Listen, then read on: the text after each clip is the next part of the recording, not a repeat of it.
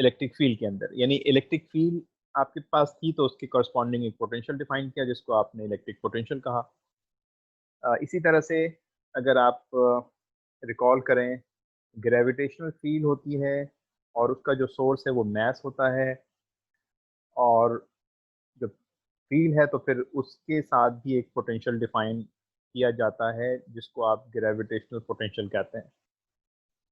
तो इसका मतलब ये हुआ कि जब भी कोई फील्ड आपके पास है तो फिर उस फील्ड में एक पोटेंशियल डिफाइन किया जाता है। और क्यों डिफाइन करते हैं? इसलिए कि अगर पोटेंशियल है तो उस फील्ड के अंदर एक पोटेंशियल एनर्जी भी होगी, और उस पोटेंशियल एनर्जी को आप पोटेंशियल के ज़रिए कैलकुलेट कर लेते हैं। ग्रेविटी के अंदर भी एक पोटेंशियल एनर्जी है, इलेक्ट्रिक फील्ड के अंदर भी एक पोटेंशियल एनर्जी थी। इसी तरह से अब हम जो पढ़ रहे हैं which is called magnetic field, in fact magnetostatic field, तो इसकी साथ भी एक पोटेंशियल एसोसिएट होना चाहिए। और अगर हम वो पोटेंशियल निकाल लेते हैं तो फिर इस फील्ड में मौजूद जो एनर्जी स्टोर्ड होगी वो हम उस पोटेंशियल के साथ के ज़रिए निकालने में कामयाब हो जाएंगे। लेकिन यहाँ पर इससे पहले कि मैं उस फॉर्मूले की तरफ जाऊँ, जैसा कि आप ये देख पा रहे हैं मैंने यहाँ लिखा है मैग्नेटिक वेक्टर पोटेंशियल। तो इससे पहले आप इलेक्ट्रिक फील्ड के अंदर जो पोटेंशियल डिफाइन किया था आप उससे अच्छी तरह वाकिफ़ हैं, लेकिन वहाँ पर हमने वेक्टर पोटेंशियल का लफ्ज़ इस्तेमाल नहीं किया था। इनफैक्ट हमने उसको स्केलर पोटेंशियल कहा था। लेकिन यहाँ पर थोड़ी सी डिफरेंट चीज़ नज़र आ रही है। This is called the vector potential. आम तौर से पोटेंशियल के बारे में ये ख्याल किया जाता है कि ये तो स्केलर होता है, लेकिन ज़रूरी नहीं है। ये डिपेंड करता है कि फील्ड की नेचर क्या है। फील्ड अगर आपके पास जिस तरह से ग्रेविटेशनल फील्ड है तो उसके साथ जो पोटेंशियल है वो स्केलर पोटेंशियल होगा। इलेक्ट्रिक फील्ड के साथ जो पोटेंशियल एसोसिएटेड है वो भी स्केलर होगा। और स्केलर क्यों होगा? इसलिए कि ये दोनों फील्ड, इलेक्ट्रिक फील्ड और ग्रेविटेशनल फील्ड, ये इनकी खास आपस में ताल्लुक़ है, यानी आपस में इनकी सिमिलैरिटी बहुत ज़्यादा है। और अगर मैं चंद सिमिलैरिटी की बात करूं तो उनमें से एक सिमिलैरिटी तो ये है कि ये दोनों फील्ड कंजर्वेटिव फील्ड होती हैं।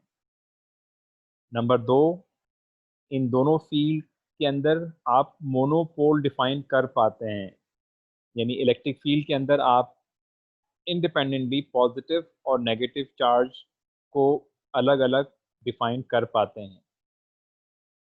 और ग्रेविटेशनल के अंदर भी आप सिंगल मैस को आप डिफाइन करते हैं जिसकी वजह से ग्रेविटेशनल फोर्स प्रोड्यूस होती है।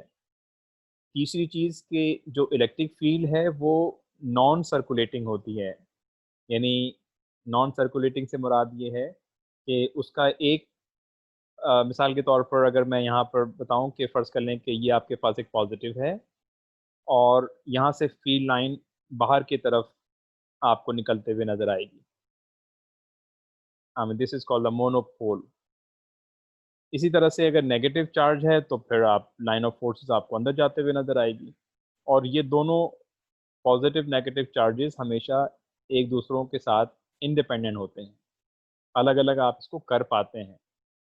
मैग्नेटिक के केस में ये मामला ज़रा सा मुख्तलिफ थे। वो ये कि आपने देखा था कि मैग्नेटिक फील्ड का जो सोर्स है वो डायपोल था। यानी फ़र्ज़ कर लें कि आपके पास कोई परमानेंट मैग्नेट है तो उसमें एक पार्ट जो है वो साउथ पोल होगा और दूसरा पोल जो है वो नॉर्थ पोल होगा। लेकिन आप इसको कभी भी अलग नहीं कर सकते। आप ये नहीं कर सकते कि भई आपने इसको बीच में से ब्रेक किया और आपने कहा कि ओके, ये हमने हमारे पास नॉर्थ पोल हो गया और ये आपके पास साउथ पोल हो गया। आई mean this is absolutely not possible.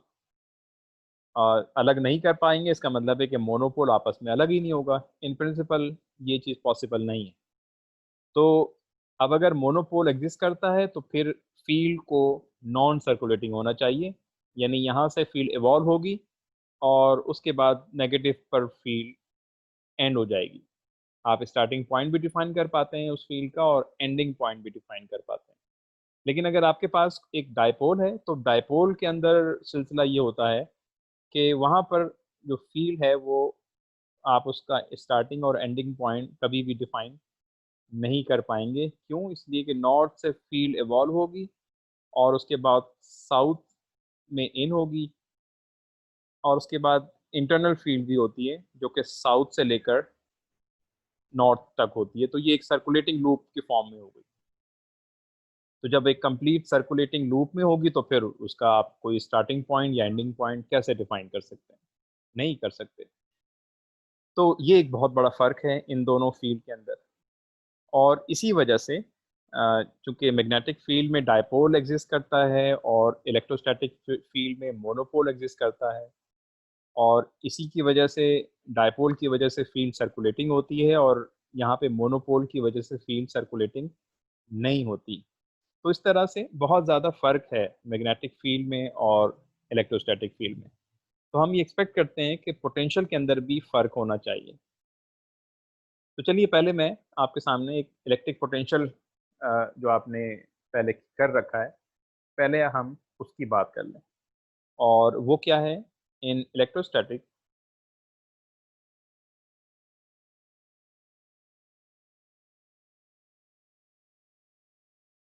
we have defined that E, which is electric field, is equals to negative of potential.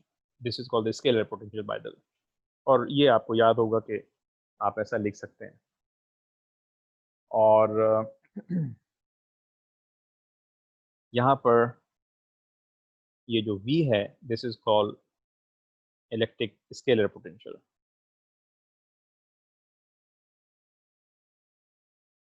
और चूंकि ये स्केलर पोटेंशियल है इसलिए आपने यहाँ पे ग्रेडियंट लिखा हुआ है, क्योंकि ग्रेडियंट आप कभी भी हमेशा आप एक स्केलर फंक्शन का लेते हैं।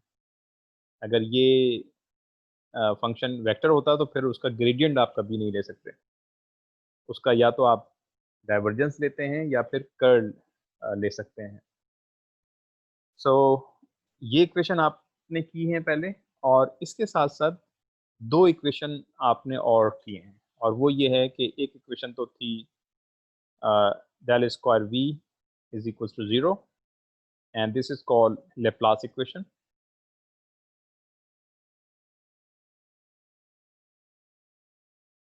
where rho v is equals to 0, और दूसरी इक्वेशन थी del square v is equals to rho v over epsilon naught. This is called Poisson equation. अच्छा, किसी वजह से मेरी आवाज़ ना आ रही हो या फिर आपके सवालात हों तो फिर आप किसी भी स्टेज पर अपना माइक ऑन करके पूछ सकते हैं। और पाइजान इक्वेशन के अंदर, यानी पाइजान इक्वेशन आप उस जगह पे अप्लाई करते थे जहाँ पर चार्ज डेंसिटी एग्जिस्ट करती थी। आई होप आपको ये चीज़ें याद होनी चाहिए। तो इसी तरह से हम मैग्नेटिक पोटेंशियल भी डिफाइन कर सकते हैं। तो चलिए हम let me define the magnetic potential in magnetostatic.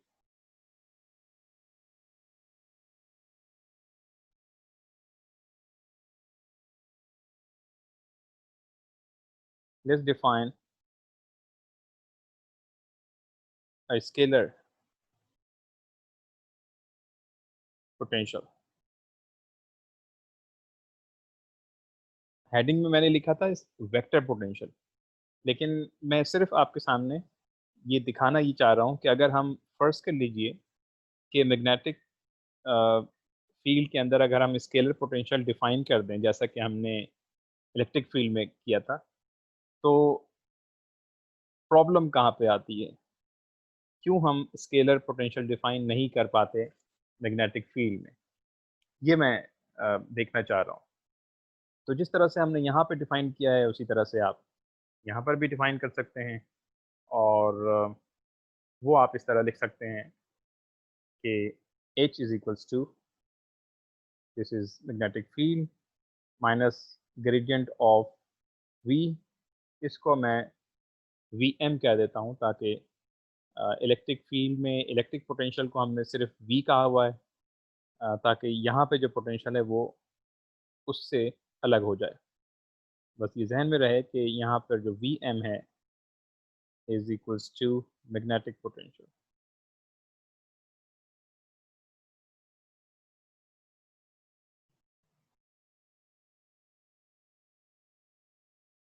Okay, so अब अगर ये बात दुरुस्त है,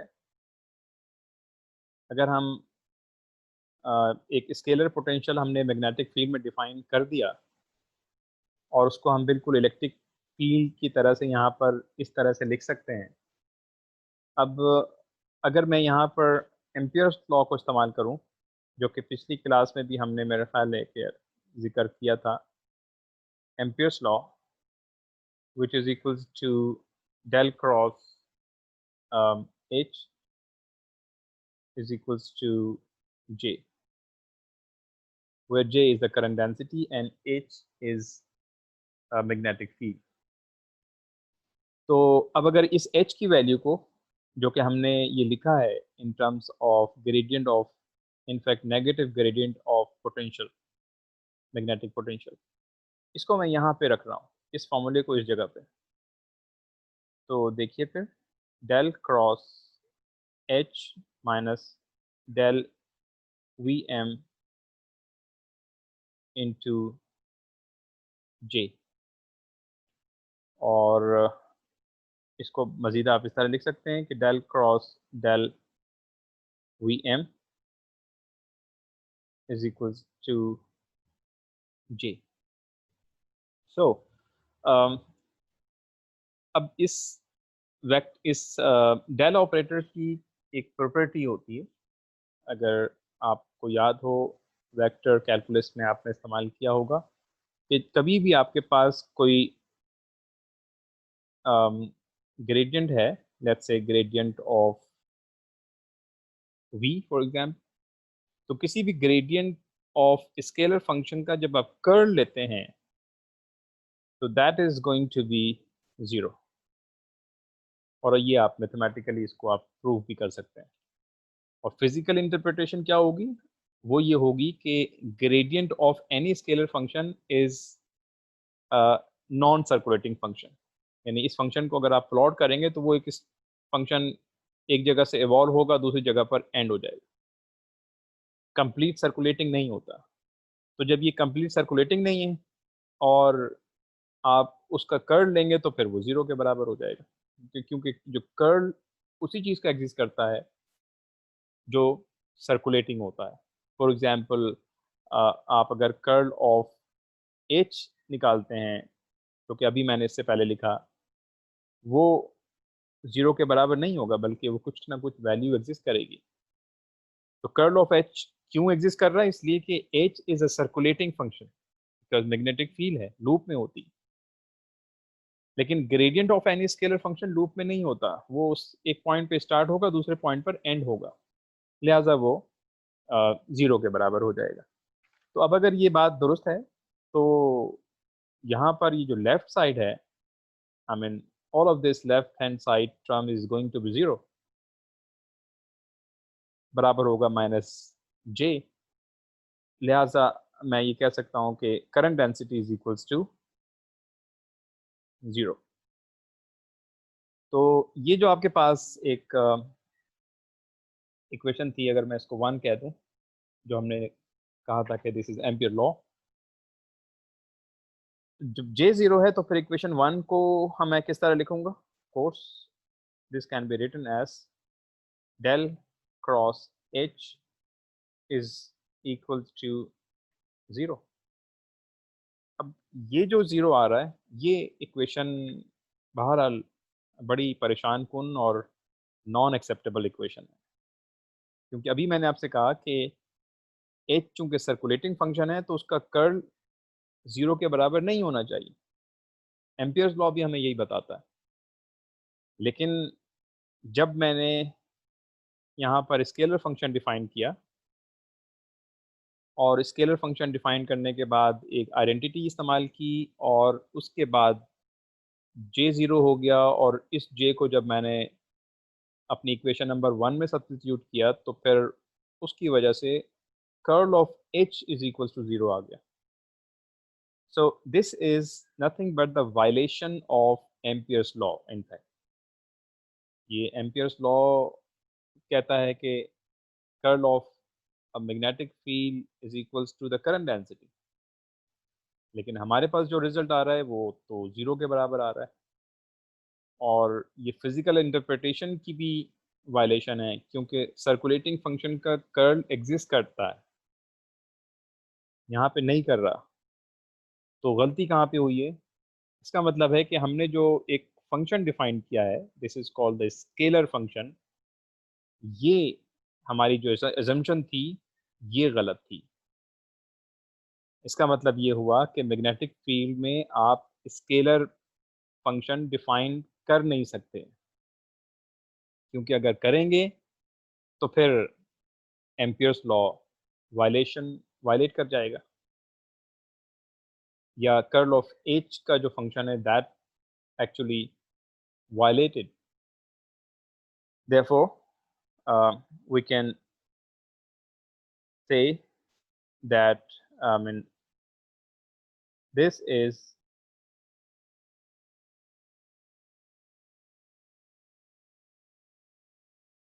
violation of Ampere's law.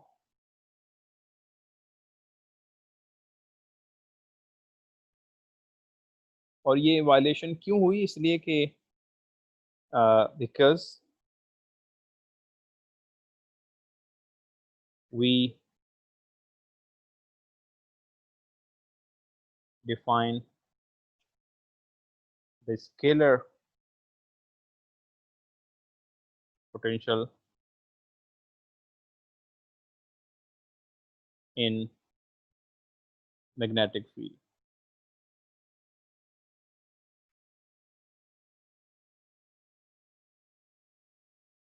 तो इसका मतलब ये हुआ कि हम स्केलर पोटेंशियल मैग्नेटिक फील्ड में डिफाइन नहीं कर सकते. तो फिर पोटेंशियल डिफाइन कैसे होगा? तो डेफिनेटली हमें कोई वेक्टर पोटेंशियल डिफाइन करना होगा.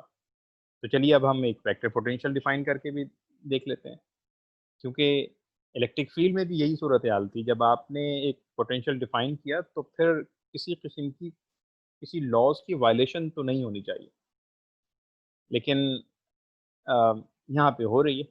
इसका मतलब ये हुआ thus we can say that magnetic scalar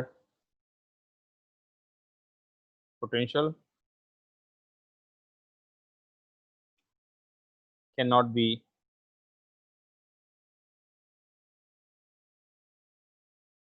defined.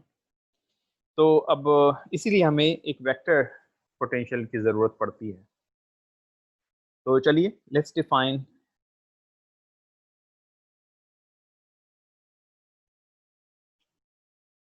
a vector potential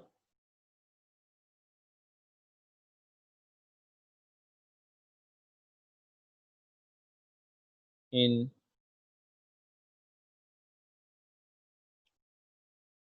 magnetic field और उसको मैं यहाँ पर A का नाम दे रहा हूँ. और वो डिफाइन कैसे होगा? So which is define as H is equals to um,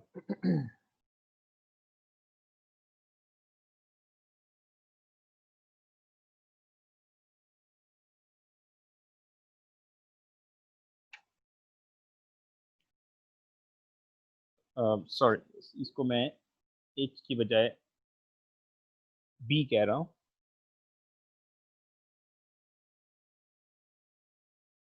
is equals to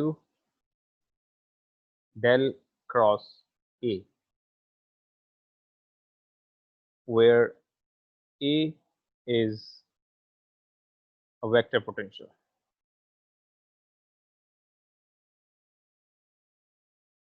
ये तो अभी हमने मैथमेटिकली देखा, लेकिन अभी फिजिकली इसकी इंटरप्रिटेशन भी देखते हैं कि इस मैग्नेटिक वेक्टर पोटेंशियल का मतलब क्या होता है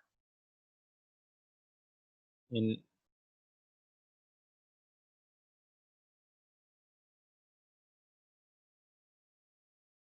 मैग्नेटिक फील्ड।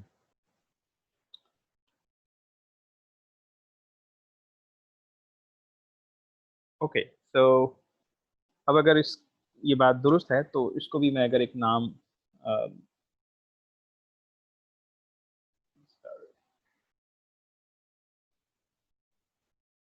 कोई क्वेश्चन नंबर 2 कह दीजिए।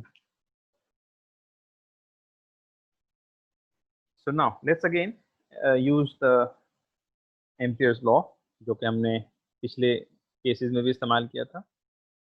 और वो क्या है?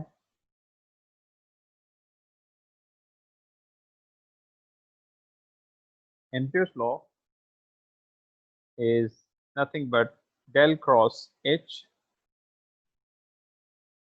is equals to J। और अगर आप इसको B की फॉर्म में लिखना चाहते हैं तो वो भी लिख सकते हैं। आप वाकिफ हैं कि B जो है वो बराबर होता है म्यू नॉट टाइम H के। तो मैं इस H की जगह पर B का इस्तेमाल भी कर सकता हूँ। So which is del cross B और mu naught is equals to J, and इसको मैं थोड़ा सा और अगर सिंप्लीफाई कर लूँ, this will be del cross, ये वेक्टर क्वांटिटी है B, B is equals to mu naught into J। Okay, so B को मैं पहले इक्वेशन नंबर 2 में डिफाइन कर चुका हूँ इन terms of magnetic vector potential. So let's substitute value of B in this equation, and then we have del cross A is equals to mu naught into J. Keep in mind that J is a current density and this is a vector quantity. Simple जो current है जिसको आप I से represent करते हैं वो scalar होता है, लेकिन जब आप करंट डेंसिटी डिफाइन करते हैं तो फिर वो वेक्टर क्वांटिटी होती है। एंड दैट मेक सेंस कि अगर इस साइड पर वेक्टर है तो लेफ्ट साइड के ऊपर curl of any vector also is a vector. तो on your both side we have a vector quantity. और ये क्यों है? क्योंकि हमने वेक्टर पोटेंशियल डिफाइन किया है। अब आपके पास जो इक्वेशन है, this is the curl of a vector A, I mean del cross A. इस केस में इसकी एक आइडेंटिटी है, मैं यहाँ पर वो लिख रहा हूँ, लेकिन आप चाहें तो किसी वेक्टर अलजेब्रा की किताब को इस्तेमाल करके ये देख सकते हैं। ये बराबर होता है del cross any vector is equals to del into del cross A, sorry, del dot A, divergence of A, and minus del square A। ये आइडेंटिटी मैं अगर यहाँ पर इस्तेमाल कर लूँ, so this will become del into del dot A। In fact, I mean this is the divergence of A minus del square A। Vector quantity है, इस पर वेक्टर साइन होना चाहिए। एंड जी बाबर, आप कुछ पूछना चाहते हैं? जी सर, एक सवाल आया था ज़हन में कि आपने भी कहा कि यानी कि अगर जैसे मैग्नेटिक फील्ड है, तो सर मैग्नेटिक फील्ड में यानी कि आप स्केलर पोटेंशियल नहीं निकाल सकते। हाँ, अभी हमने जिक्र किया उसका, ठीक है। तो सर अब ये मैग्नेटिक फील्ड जरूरी है कि किसी परमानेंट मैग्नेट की हो? नहीं, ये इलेक्ट्रोमैग्नेट भी हो सकता है और वो परमानेंट मैग्नेट भी हो सकता है, क्योंकि मैग्नेटिक फील्ड की नेचर जो है वो तो इस पर डिपेंड नहीं करती कि उसका सोर्स क्या है। जो भी सूरत होगी उसकी वजह से मैग्नेटिक फील्ड होगी और उसके करस्पॉन्डिंग एक पोटेंशियल एग्जिस्ट करेगा, और वो पोटेंशियल जो है वो स्केलर नहीं होगा बल्कि उसको वेक्टर होना चाहिए, क्योंकि स्केलर होने अगर हम फर्ज भी कर लें कि स्केलर पोटेंशियल है जैसा कि इलेक्ट्रिक फील्ड के अंदर होता है, तो उसके फर्ज करने की वजह से हमने अभी पिछले स्लाइड में एम्पियर्स लॉ की वायलेशन होते हुए देखी। अच्छा सर, इसकी एक बात मैक्सवेल ने भी ये कहा था कि यानी कि they don't have any starting and ending point magnetic lines. ठीक है। तो सर अगर एक हम एक यानी कि इलेक्ट्रिक फील्ड से अपनी मैग्नेटिक फील्ड जनरेट करते हैं, हम्म। इलेक्ट्रिसिटी से हम अपनी मैग्नेटिक फील्ड जनरेट करते हैं, और सर अगर उसके अंदर हम यानी कि एक चार्ज फ्लो करवा देते हैं, तो उस पे हाँ। लगने वाली फोर्स हम डिफाइन कर लेते हैं, हाँ। तो सर ये भी क्या वेक्टर ही है? वेक्टर पोटेंशियल फाइंड करेंगे इसका भी? हाँ, ऑफ कोर्स। अगर ठीक वो है sir, magnetic thank you. Field है तो फिर उसके करस्पॉन्डिंग जो पोटेंशियल है वो वेक्टर होगा। और वेक्टर और स्केलर में फ़र्क क्या होता है? जब स्केलर होती है कोई क्वांटिटी तो उसके अंदर डायरेक्शन मैटर नहीं करता। जी। सॉरी, स्केलर के अंदर डायरेक्शन मैटर नहीं करता, और वेक्टर के अंदर डायरेक्शन की बड़ी अहमियत है कि आप ए से बी पे जाने के लिए आप किस डायरेक्शन से जाते हैं। तो ठीक। इलेक्ट्रोस्टैटिक के केस में जो पोटेंशियल था उसमें आपको याद होगा कि अगर हम किसी फील्ड में किसी चार्ज पार्टिकल को किसी एक जगह से किसी दूसरी जगह पर ले जाते हैं, तो जो नेट पोटेंशियल है वो इंडिपेंडेंट ऑफ पाथ होता है। किसी भी जगह से ले जाएं, जो पोटेंशियल की वैल्यू है उस पर कोई असर नहीं पड़ता, और उसकी वजह भी ये है कि वहाँ पर क्योंकि वो क्वांटिटी स्केलर है, और स्केलर चूँकि डायरेक्शन पर डिपेंड ही नहीं करता, तो हर डायरेक्शन में वैल्यू सेम होती है। लेकिन ठीक है सर। मैग्नेटिक फील्ड में डायरेक्शन जैसे जैसे तब्दील होगी उसकी वैल्यू भी उसी लिहाज से तब्दील होती चली जाएगी। Okay, so del square A that would be equal to mu naught J. तो ये एक इक्वेशन आपके पास आई, और इस इक्वेशन में लेफ्ट साइड के ऊपर दो टर्म्स नज़र आ रही हैं हमें। This is the divergence of A, और उसके बाद फिर डेल है, या आप कह सकते हैं कि this is the gradient of divergence of A, और माइनस डेल स्क्वायर ए है। अब मैग्नेटिक फील्ड चूंकि क्लोज लूप में होती है और डाइपोल एग्जिस्ट करता है, तो फिर उस केस में डाइवर्जेंस कभी भी एग्जिस्ट नहीं करेगा। यानी जब भी आप कोई स्टार्टिंग और एंडिंग पॉइंट डिफाइन नहीं कर पाते, तो फिर उस केस में जब आप डाइवर्जेंस कैलकुलेट करेंगे तो वो ज़ीरो के बराबर हो जाएगा। तो चूंकि मैग्नेटिक फील्ड सर्कुलेटिंग फील्ड है, तो उसकी जो करस्पॉन्डिंग पोटेंशियल है उसको भी सर्कुलेटिंग होना चाहिए। Therefore, this terms is going to be 0 because of del dot A does not exist by any mean. So gradient आप किसी ज़ीरो का लेंगे तो वो भी ज़ीरो हो जाएगा, तो you left with minus del square A is equals to चले माइनस को भी मैं अगर इधर ही भेज दूँ जी। So this is equation in fact, और ये आपके पास एक अगर आपको याद हो इलेक्ट्रिक फील्ड के अंदर पाइजान इक्वेशन के नाम से आप एक इक्वेशन से वाकिफ़ हैं इन इलेक्ट्रोस्टैटिक फील्ड। चलिए पहले मैं इसको लिख दूं। So this is the Poisson equation.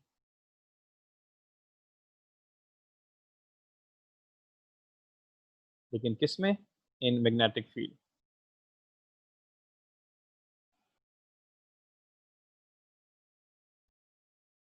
Electric field में पाइजान इक्वेशन क्या थी?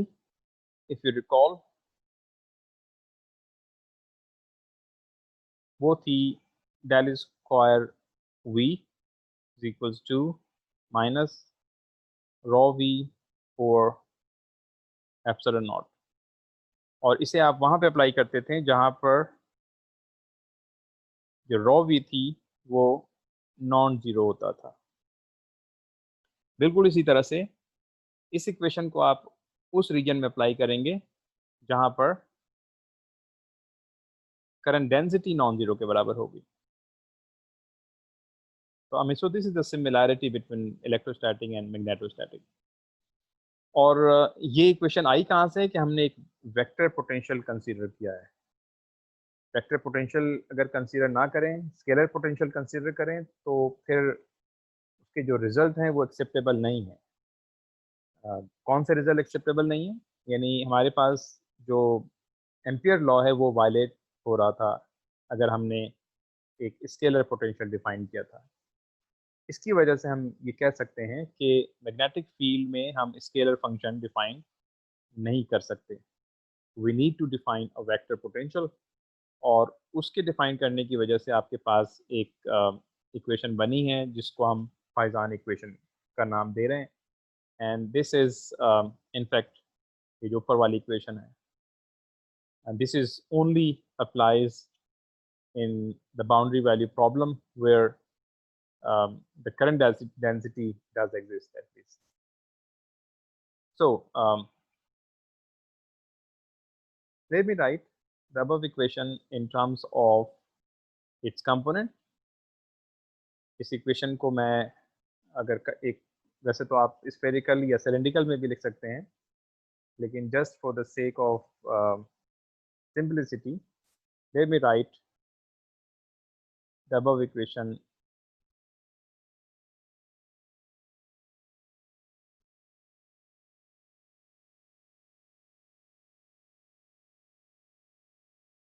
in Cartesian coordinate.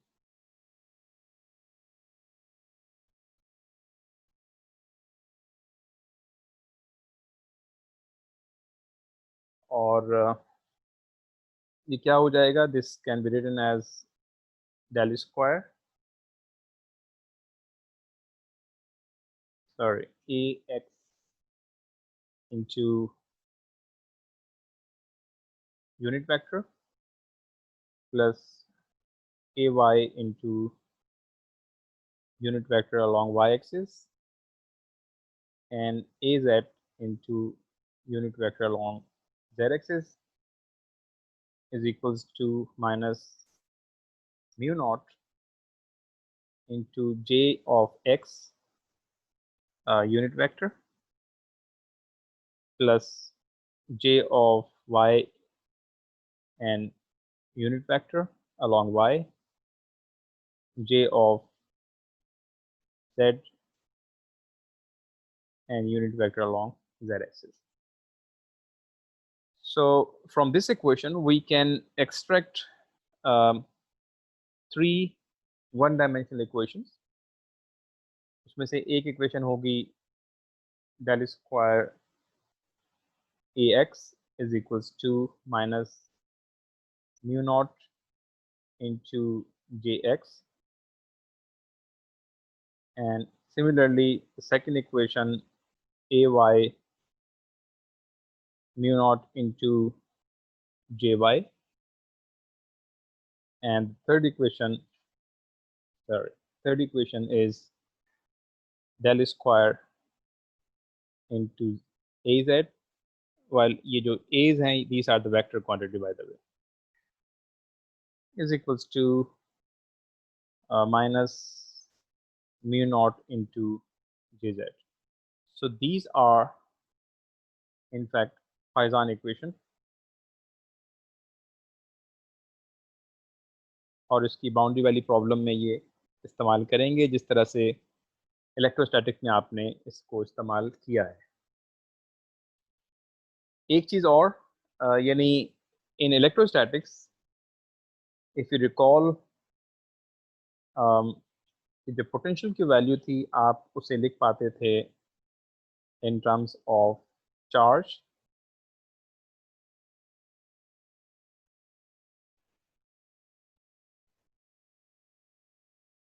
That is V course is a function of R था ये, Q for 4 pi epsilon naught times R, not R square by the way.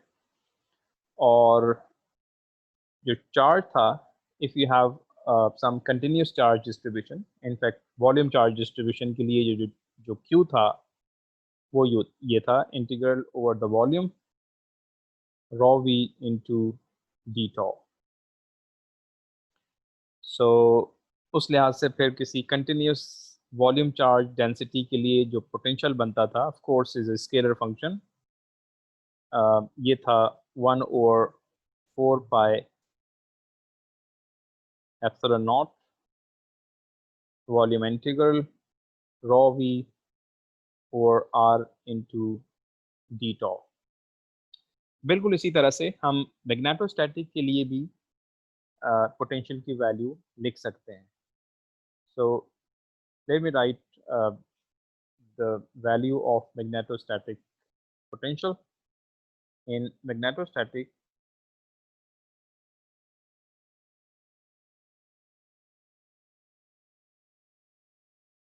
we in fact हमने इसको A कहा हुआ है, course ये वेक्टर क्वांटिटी होगा, is equals to mu naught over 4 pi and ये बराबर होगा अभी जो पहले मैंने आपके सामने रखा, that is the J d tau over R, but J is a vector by the way.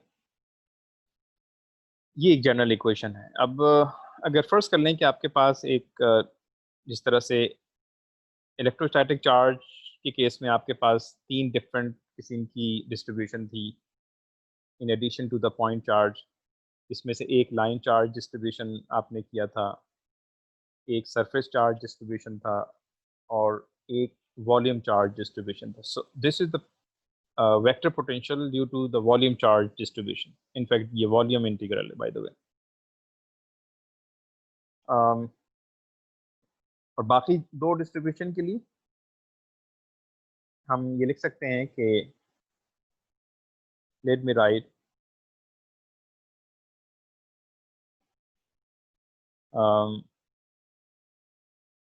the magnetic vector potential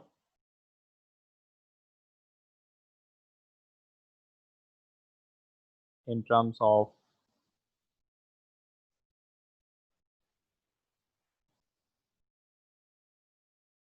different current distribution.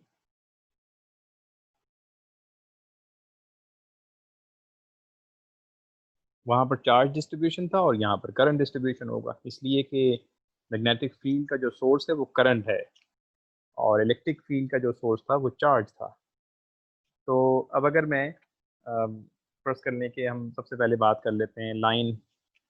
अगर आपके पास एक करंट कैरिंग वायर है जिसमें हम कहेंगे कि we need to define the current element, in fact line current बराबर होता है I into DL, जो कि आपने स्टेट करंट कैरिंग वायर की जो प्रॉब्लम्स हैं उसमें भी किया है. तो इसकी वजह से जो मैग्नेटिक पोटेंशियल होगा एक स्ट्रेट करंट कैरिंग वायर की वजह से या in fact circular current carrying wire की वजह से, that is equals to mu naught और 4 पाई एल, यानी ये सिंगल इंटीग्रल होगा, and this is equals to I into dl. dl is a vector in this case divided by r. and इसी तरह से अगर आपके पास करंट किसी सरफेस पे फ्लो हो रहा हो,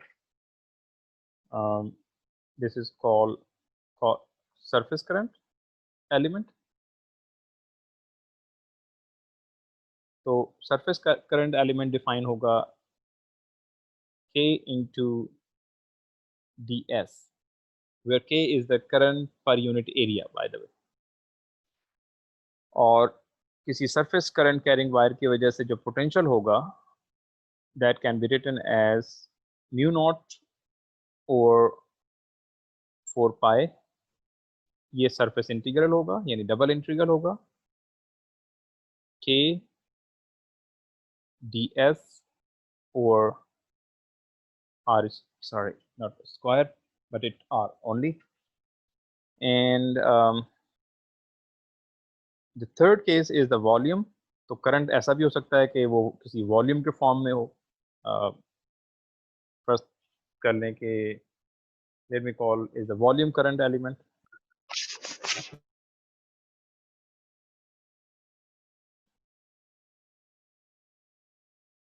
वॉल्यूम करंट एलिमेंट होगा J into d tau, और करंट अगर किसी वॉल्यूम में है तो फिर जो A की वैल्यू होगी this is equals to mu naught over 4 pi integral V J into d tau divided by R.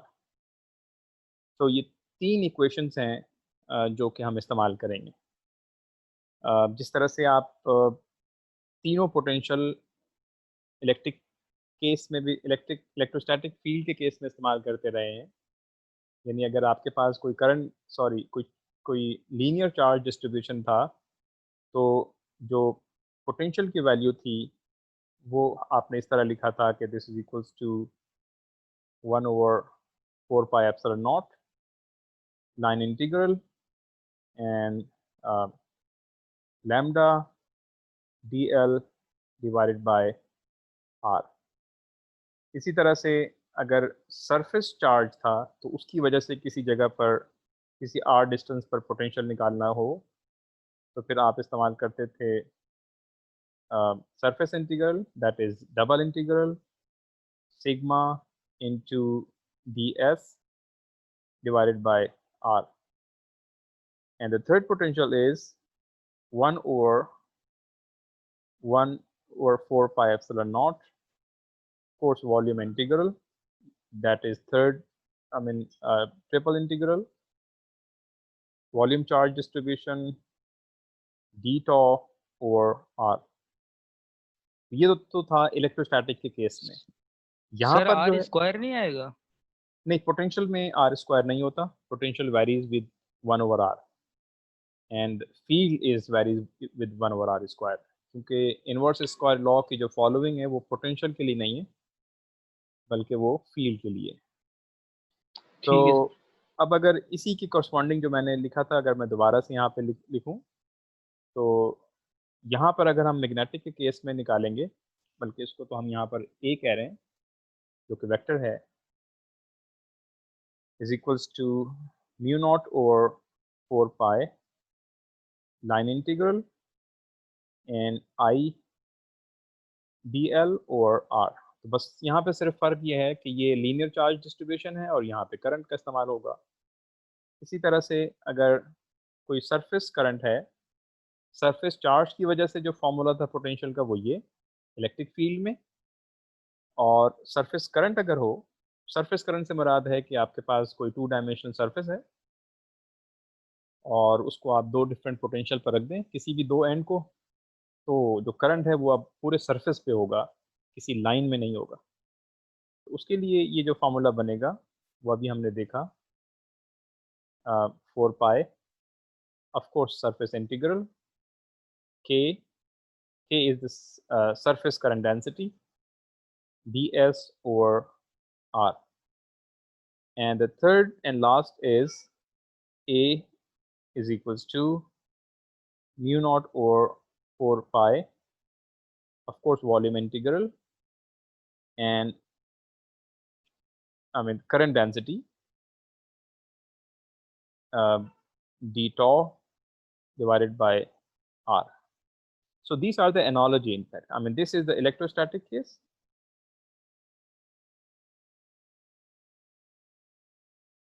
and these are the formula for magnetostatics. Okay, so I mean अब इस फॉर्मूले को इस्तेमाल कैसे करेंगे, ये यकीनी तौर पर एक प्रॉब्लम है। बहरहाल इंटीग्रल सॉल्व करना है। मैं अगली क्लास में इसके कुछ प्रॉब्लम आप लोगों के सामने रखूँगा कि how to find I mean magnetic potential. लेकिन चलिए थोड़ा सा इसकी इंटरप्रिटेशन, फिजिकल इंटरप्रिटेशन देख लें। मैथमेटिकली तो आपने समझ लिया कि ये जो पोटेंशियल होता है ये क्या है, लेकिन अगर मैं इसकी फिजिकल इंटरप्रिटेशन देखना चाहूँ तो यहाँ पर जो पोटेंशियल है वो वेक्टर क्यों है। देखिए इलेक्ट्रिक फील्ड में क्या सिलसिला था कि अगर फर्ज कर लीजिए कि आप दो कोई सरफेस मैं यहाँ पर ले रहा हूँ, एक सरफेस यहाँ पर है और I mean let's we call this is surface number A, और दूसरी सरफेस यहाँ पर ड्रॉ कर लेते हैं।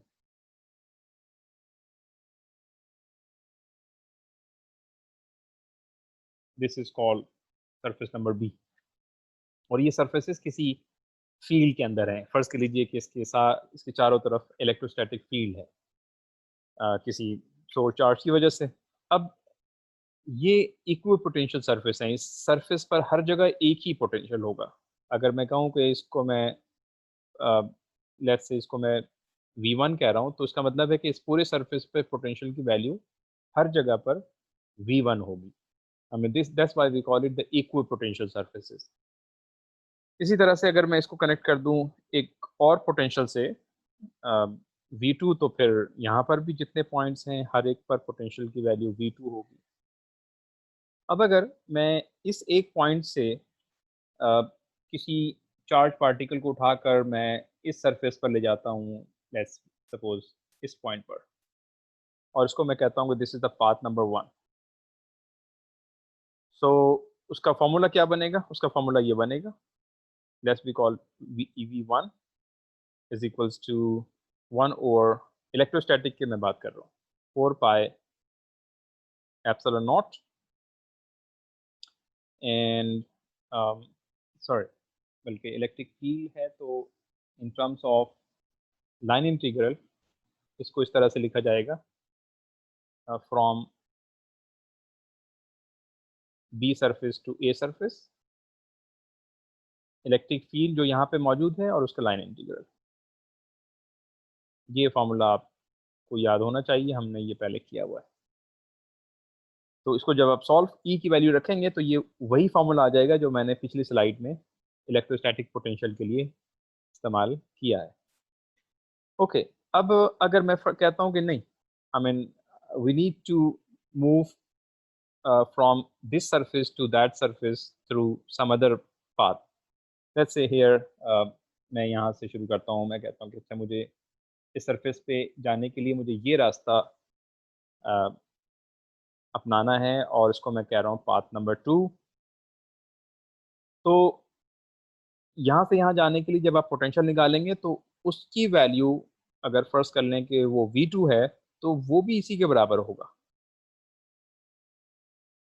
क्योंकि इलेक्ट्रोस्टैटिक फील्ड में किसी एक सरफेस से दूसरे सरफेस पर जाने के लिए जो पोटेंशियल एक्वायर होता है वो पाथ इंडिपेंडेंट होता है। So this is the well known characteristics, we call it the path independent characteristics.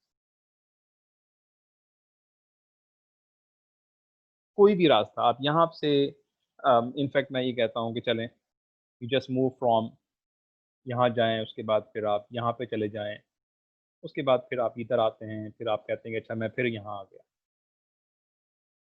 तो किसी भी रास्ते से आप जाएंगे, let's we call this is the third path, तो इसकी जो वैल्यू होगी V3 वो भी वैल्यू इन्हीं में से किसी के बराबर होगी, because in electrostatic field potential के अंदर potential from one point to another point is independent of the path. Path independent property है इलेक्ट्रोस्टैटिक की। एक तो ये प्रॉपर्टी है, और दूसरा ये है कि आप यहाँ से यहाँ जाएं, उसके बाद फिर आप वापस आ जाएं अपनी जगह पर, यानी क्लोज लूप इंटीग्रल जिसको कि आप कहते हैं।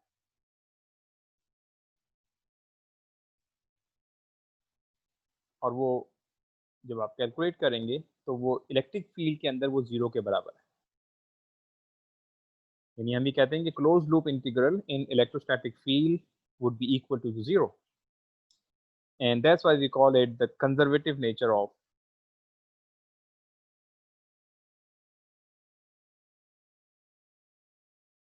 field। ये एक बड़ी अहम प्रॉपर्टी है इलेक्ट्रोस्टैटिक फील्ड की। जब भी कोई फील्ड कंजर्वेटिव होगी तो उसका क्लोज लूप पाथ जीरो के बराबर होगा। यानी किसी पॉइंट से आप किसी भी रास्ते से किसी दूसरे सरफेस के ऊपर जाएंगे और उसके बाद किसी भी रास्ते से आप वापस आ जाएंगे तो you will have you know it's going to be zero. तो दो चीज़ें हो गई, एक तो ये है कि पाथ इंडिपेंडेंट कैरेक्टरिस्टिक्स है, I mean this is the first, and the second characteristics is the conservative nature of electrostatic field। अच्छा, मैग्नेटिक फील्ड में क्या सिचुएशन है? मैग्नेटिक फील्ड की सिचुएशन ये है कि वहाँ पर अगर इसी तरह से आप दो सरफेसेस ले लीजिए, फर्ज कर लीजिए कि इस हर जगह पर ये मैग्नेटिक फील्ड है और उसमें मैं दो सरफेसेस ले रहा हूँ, बिल्कुल पिछले वाले केसेस की तरह से।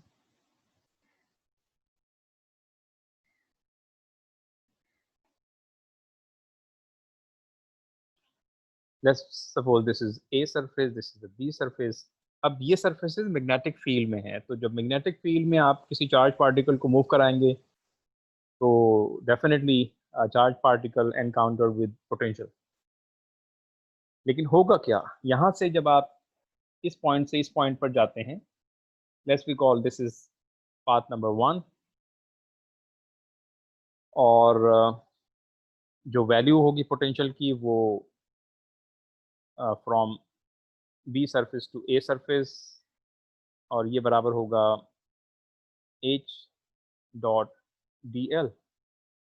ये आप निकाल सकते हैं, इनफैक्ट माइनस भी होगा, पिछले वाले केस में भी माइनस साइन होना चाहिए क्योंकि नेगेटिव, या this must be a negative sign here. इसकी इंटरप्रिटेशन आप जानते हैं कि नेगेटिव क्यों है। सो अब ये तो एक पाथ अपना लिया आपने कि इस डायरेक्शन में आप मूव कर रहे हैं, लेकिन क्या मैग्नेटिक फील्ड में आप अगर किसी दूसरे रास्ते से इस सरफेस की तरफ जाएंगे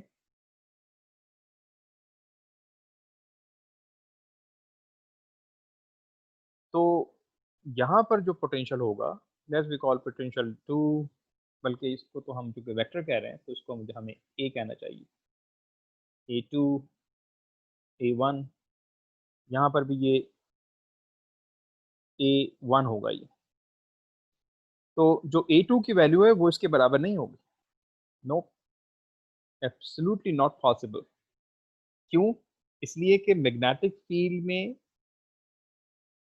जो चूंकि ये फील्ड नॉन कंजर्वेटिव होती है, लिहाजा आप जितने मुख्तलिफ रास्ते से एक सरफेस से दूसरी सरफेस की तरफ जाएंगे, you will have to do different work done from one point to another point. लिहाजा ये आप अगर कोई तीसरा रास्ता लेंगे तो फिर उसकी वैल्यू कुछ और होगी, इन दोनों से बिल्कुल मुख्तलिफ होगी।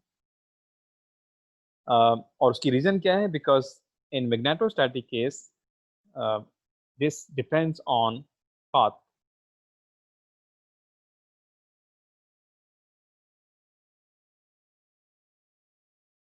पिछली केस में हमने पाथ इंडिपेंडेंट, हाँ, ये पाथ डिपेंड। जी, कोई क्वेश्चन है स्टूडेंट पूछना चाह रहे हैं?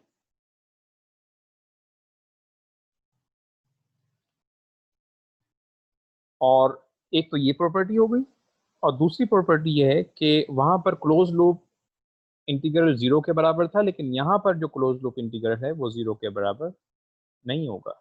In fact this is Ampere's law, ये जीरो के बराबर नहीं है, बल्कि दिस इज इक्वल्स टू आई। ये एम्पियर्स लॉ।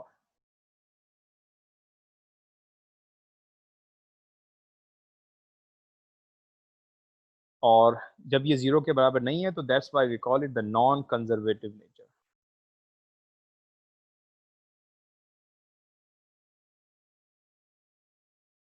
फील्ड कंजर्वेटिव होगी तो क्लोज लूप में वर्क डन 0 के बराबर होगा, यानी उस पूरे सर्किल में किसी जगह पर अगर एनर्जी लूज करेगा तो दूसरे सेक्शन से वो एनर्जी रिटेन भी कर लेगा।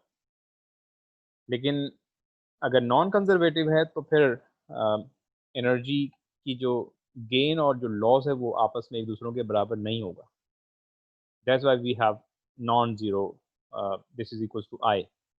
तो ये एक ये एम्पियर्स लॉ की का ये इंटीग्रल फॉर्म है, और उसका जो डिफरेंशियल फॉर्म है वो हमने शुरू में आपके सामने रखा था कि that is equals to h is equals to j. So these are the concepts of magnetic vector potential. तो हमने ये देखा कि इलेक्ट्रिक फील्ड में जो जो पोटेंशियल था वो स्केलर था, और शुरू में हमने ये बताया कि अगर हम मैग्नेटिक फील्ड में स्केलर फंक्शन डिफाइन कर दें तो बहरहाल हम किसी हद तक कामयाब तो हुए, लेकिन उससे हासिल होने वाला जो रिज़ल्ट था वो हमारे लिए एक्सेप्टेबल नहीं है, क्योंकि वो एम्पियर्स लॉ की वायलेशन थी बेसिकली। तो फिर हमने जो एजम्पशन किया था स्केलर पोटेंशियल मैग्नेटिक फील्ड के अंदर, उसको हमने कहा कि ये फिर पॉसिबल नहीं है। सो जब मैग्नेटिक फील्ड में स्केलर पोटेंशियल पॉसिबल नहीं है तो definitely we need to define vector potential in magnetostatics. So in short, electric field में जो पोटेंशियल है वो स्केलर होता है, और मैग्नेटिक फील्ड में जो पोटेंशियल है वो वेक्टर होता है, क्योंकि वेक्टर की जितनी भी प्रॉपर्टीज़ हैं वो उसको होल्ड करेगा। तीसरी फील्ड जो डेली लाइफ में आप का वास्ता पड़ता है which is called gravitational field. Field है तो फिर पोटेंशियल भी होगा, और वो पोटेंशियल भी स्केलर है क्योंकि ग्रेविटेशनल फील्ड कंजर्वेटिव नेचर है। तो यहाँ पर अगर आप दोनों में कंपेयर करें कि अगर फील्ड कंजर्वेटिव है तो फिर उसके करस्पॉन्डिंग जो पोटेंशियल है उसको स्केलर होना चाहिए, नंबर वन। नंबर टू, अगर फील्ड के अंदर मोनोपोल डिफाइन किया जा सकता हो, जैसा कि इलेक्ट्रिक फील्ड में डिफाइन किया जा सकता है, और मैग्नेटिक फील्ड में आप मोनोपोल डिफाइन नहीं कर पाते हैं। सो अगर मोनोपोल किसी फील्ड में डिफाइन किया जा सकता हो तो वहाँ पर आप जो पोटेंशियल डिफाइन करेंगे वो स्केलर पोटेंशियल होगा, और अगर डाइपोल डिफाइन किया जाए तो फिर पोटेंशियल को वेक्टर होना चाहिए। नंबर तीन, कि अगर कोई फील्ड नॉन सर्कुलेटिंग है, नॉन सर्कुलेटिंग फील्ड से मुराद कि वहाँ पर आप उसका स्टार्टिंग पॉइंट और एंडिंग पॉइंट डिफाइन कर सकते हैं, तो उसके कोरस्पॉन्डिंग जो पोटेंशियल होगा वो स्केलर पोटेंशियल होगा। और अगर आपके पास फील्ड सर्कुलेटिंग है तो फिर उसके कोरस्पॉन्डिंग जो पोटेंशियल होगा उसको वेक्टर पोटेंशियल होना चाहिए। और उसकी वजह क्या है? इसलिए कि अगर हम मैग्नेटिक फील्ड में पोटेंशियल को स्केलर कंसीडर भी कर लें तो हमारे पास एक वेल नोन लॉ है। कीप इन माइंड, ये मैं लॉ की बात कर रहा हूँ। Law is experimentally and theoretically tested which is Ampere's law. तो एम्पियर लॉ वायलेट कर जाता है। Therefore, we cannot define scalar potential in magnetostatics. We need to define a vector potential in magnetostatics, और उसका फॉर्मूला आपके सामने मैंने रख दिया। नेक्स्ट क्लास में हम कुछ प्रॉब्लम करेंगे और ये देखेंगे कि इस वेक्टर पोटेंशियल को किसी भी करंट कैरिंग वायर, किसी सरफेस करंट या किसी वॉल्यूम करंट की वजह से कैसे निकाला जा सकता है। यस, क्वेश्चन अगर आप में से हो तो प्लीज टू आंसर। सर, ये जिस तरीके से हमने इलेक्ट्रोस्टैटिक्स के अंदर कोऑर्डिनेट सिस्टम पर पढ़े थे, इसके मैग्नेटिक में तो कोऑर्डिनेट्स हैं या नहीं है?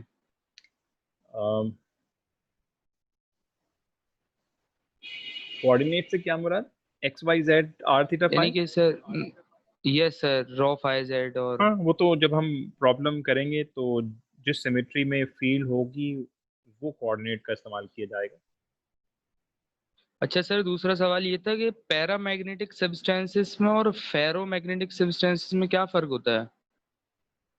देखें, एक तो जो मेजर फर्क है वो ये है कि जो फेरोमैग्नेटिक सब्सटेंस है वो उसके अंदर जो फील है वो इंड्यूस रहती है। जिस तरह से आपके पास जो परमानेंट मैग्नेट्स हैं डेली लाइफ में आपका वास्ता पड़ता होगा,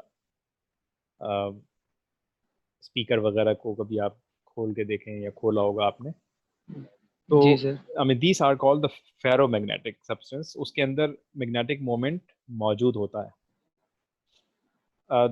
दूसरा जो है, जो आपने कहा कि पैरामैग्नेटिक, पैरामैग्नेटिक वो मटेरियल्स होते हैं जिनमें मैग्नेटिक मोमेंट होता नहीं है, लेकिन जब अगर बाहर से अट्रैक्ट कर उसको, देते हैं। हाँ नहीं, बाहर से जब आप उसको किसी फील्ड में रखते हैं तो फिर अंदर उसके मैग्नेटिक मोमेंट टेम्पोरली जनरेट हो जाता है। यानी कि सर, सिंपल सा ये कि अगर जैसे एक मैग्नेट है और एक आयरन का पीस है, तो आयरन का पीस पैरामैग्नेटिक है और जो मैग्नेट है वो फेरो। नहीं, आयरन की खास बात ये होती है कि आयरन जब आप रखते हैं किसी फील्ड के अंदर तो वो मोमेंट तो उसको जनरेट हो जाता है, लेकिन एक्सटर्नल फील्ड ख़त्म करने के बावजूद भी आयरन के अंदर मोमेंट रह जाता है कुछ ना कुछ। तो जब ऐसी सूरत हो तो आयरन भी को भी फेरोमैग्नेटिक कहना चाहिए। डिफरेंस मैं ये बता रहा हूँ कि अगर आप कोई मटेरियल रखें और उसके अंदर एक्सटर्नल फील्ड की वजह से मोमेंट जनरेट हो जाए और बाहर की फील्ड को आप ख़त्म करें तो फिर उस सब्सटेंस की मैग्नेटिक मोमेंट भी ख़त्म हो जाए, तो अब अगर ऐसी सिचुएशन है तो फिर उसको पैरामैग्नेटिक कहा जाएगा। लेकिन अगर किसी ठीक है सर। एक्सटर्नल फील्ड की वजह से मोमेंट किसी रह गया है, आपने एक्सटर्नल फील्ड ख़त्म भी कर दी लेकिन इसके बावजूद भी कुछ ना कुछ उसके अंदर अट्रैक्शन की प्रॉपर्टीज मौजूद है, तो फिर उसको आप फेरोमैग्नेटिक ही कहेंगे। तो ठीक आयरन है sir. Is a ferromagnetic material by the वे। ठीक है, और उसके अलावा कोई क्वेश्चन आपके स्टूडेंट, अदर स्टूडेंट या?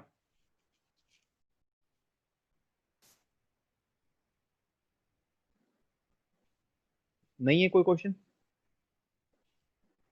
अच्छा, अब ये है कि नो नेक्स्ट सर। क्लास जो है वो आपकी जो नेक्स्ट सैटरडे है वो ज़ाहिर है नहीं होगी, क्योंकि नेक्स्ट सैटरडे को ईद है और इत्तेफाक की बात है कि हफ्ते को ही ईद पड़ रही है, तो अगला हफ्ते तो ज़ाहिर है हमारी क्लास नहीं है। उसके बाद जो नेक्स्ट वीक है प्रॉबेबली वो 8 तारीख को हफ्ता आ रहा है। ईद के बाद जो हफ्ता आएगा वो 8 तारीख जी। को आएगा, तो 8 अगस्त को क्लास होगी। इस दौरान अब आप लोगों ने क्या करना है, इसमें एक काम तो ये है कि सर्कुलेटिंग करंट कैरिंग वायर के जो प्रॉब्लम्स मैंने अभी तक आप लोगों को नहीं मार्क किए, वो मैं मार्क करूँगा और मैं वो 1-2 दिनों में आप लोगों को दे दूँगा। आप लोग कोशिश करें ईद से पहले या ईद के बाद उसे कर लें, 8 तारीख से पहले पहले। और आठ अच्छा सर, तारीख को ये हम्म, ये जो जी आपने पहले भी एक असाइनमेंट दिया हुआ है न्यूमेरिकल्स का, हम्म, तो जी सर ये ऐसे ही दिया हुआ है या इसके भी कोई मार्क्स वगैरह हैं, या नहीं, अभी अभी नहीं है। मार्क्स प्रैक्टिस के के लिए, लिए दिए? हाँ मार्क्स के लिए मैं दूंगा असाइनमेंट आप लोगों को, ये आपने अब ठीक है। करना है ज़ाहिर है। और 8 तारीख को जो क्लास होगी उसमें मैं ये मैग्नेटिक वेक्टर पोटेंशियल के प्रॉब्लम खुद करवाऊंगा कुछ, और उसके बाद फिर कुछ प्रॉब्लम्स आपको हम देंगे। तो इस ये जो तकरीबन आपके पास 2 वीक्स मिल रहे हैं ईद की वजह से, क्योंकि हफ्ते में एक ही क्लास होती है, रिकॉर्डेड लेक्चर का टाइम मुझे किसी वजह से नहीं मिल पा रहा, कुछ एडमिनिस्ट्रेटिव मसरूफियात की वजह से। लेकिन मुझे बहुत ज़्यादा परेशानी इसलिए नहीं है कि अभी हमारे पास टाइम है, तकरीबन 1.5 से 2 महीना भी है हमारे पास टीचिंग का। तो अगर हम एक लाइव सेशन भी हर हफ्ते कर लेते हैं तो मेरा ख्याल है कि हम कोर्स कवर कर लेंगे। लेकिन जाहिर है ईद के बाद फिर मैं रिकॉर्डेड लेक्चर का दोबारा से सिलसिला शुरू करूँगा बहरहाल। लेकिन अभी इस दौरान मैं ईद यानी 8 तारीख तक कोई रिकॉर्डेड लेक्चर मैं नहीं दे रहा। अभी आप सिर्फ प्रॉब्लम करें, पिछली चीज़ों को रिवाइज करें। 8 तारीख को हम मैग्नेटिक पोटेंशियल का प्रॉब्लम करेंगे और फिर आप लोगों को देंगे। उसके बाद फिर देखते हैं कि लाइव से आई मीन रिकॉर्डेड सेशन अगर मैं कर सका तो कर लूँगा, वरना ये है कि लाइव सेशन की तादाद बढ़ा लेंगे। ठीक है, तो ठीक है अगर सर। आप लोगों का कोई मज़ीद सवाल नहीं है तो मेरा ख्याल है कि फिर हम एंड कर रहे हैं। तो सर जो ठीक है सर। स्टेट कंडक्टर वाले ठीक, दिए थे उनमें थोड़ी सी कंफ्यूजन है, अगर हम आपको क्वेश्चन नंबर बता दें तो आप हिंट के साथ सॉल्व कर देंगे। जी बेटा ज़ोर से बोलें, आवाज़ कम आई। जैसे आपने एक स्टेट कंडक्टर वाले क्वेश्चंस दिए थे, जी, न्यूमेरिकल्स 9 न्यूमेरिकल्स दिए थे, हाँ हाँ। उसमें से एक दो हैं उनकी फिगर्स बनानी नहीं आ रही, मतलब स्टार्टिंग ही नहीं आ रही कि वो कैसे सॉल्व करेंगे। तो वो अगर मैं आपको ग्रुप में क्वेश्चन नंबर बता दूं तो आप वहाँ पर डायग्राम बना के दे देंगे, फिगर जी उसकी बना के दे हाँ, देंगे। श्योर श्योर, बिल्कुल आप बता दीजिए, मैं कर दूंगा उसको। ठीक है, हिंट दे दूंगा मैं। Okay sir. ओके, ठीक है, फिर अगर आप कोई मज़ीद क्वेश्चन नहीं है तो फिर मैं क्लास एंड कर रहा हूँ। इंशाल्लाह फिर हम ईद के बाद आप लोगों से मुलाकात होगी। सो टिल देन, अल्लाह हाफ़िज़। अल्लाह हाफ़िज़।